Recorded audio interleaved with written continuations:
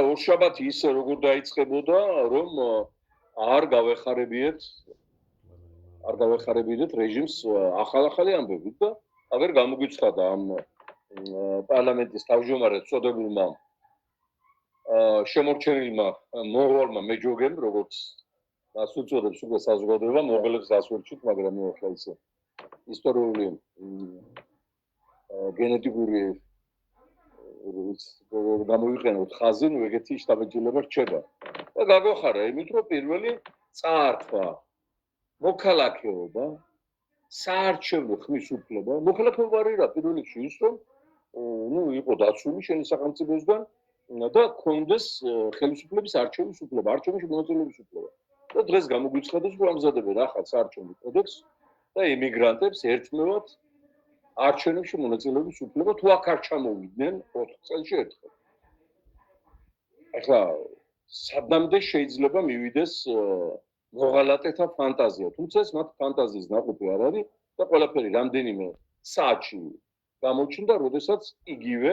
თეზა მათმა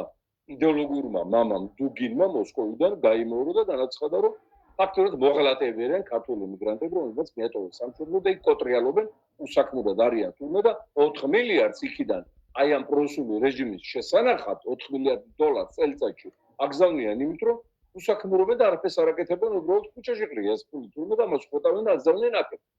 აი ეს განაცხადა ამათმა სულიერმა მამამ დუგინმა და მისმა სულიერმა შვილმა კიდევ პაპროშვილმა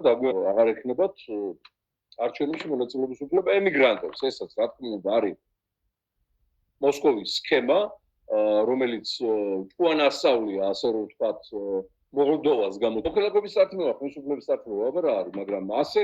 ასეთი აზრი დაგვებადა დღეს პარტიაში, რომ თუ ამ კანონს გაიტანენ და დიდი ვარაუდით ეს გააქვთ მომდევნო სასესიო კვირას, უნდა გავემზადოთ, როცა ჩატარდება არჩევნები საპარლამენტო და აუცილებლად ჩატარდება ვადამდელი, იქ ვერ შეგეპაროთ, ეს ობიექტური პროცესია და იმ ჩვენმა დაწყებულმა სასანქციო პროცესმა, მრავალწლიანმა და ხალხის პროტესტმა სხვა გზა არ დაუტოვა, რომ რაღაცა უნდა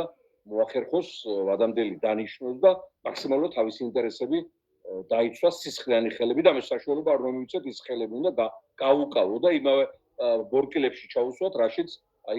ვაგრელი ქალბატონ ანასრო დაადეს ბორკილები გაახმარ ხელებზე. აი ამ ხუთ ხელებზე ის ბორკილები უნდა დავაყენოთ. გამოგზავრებაში და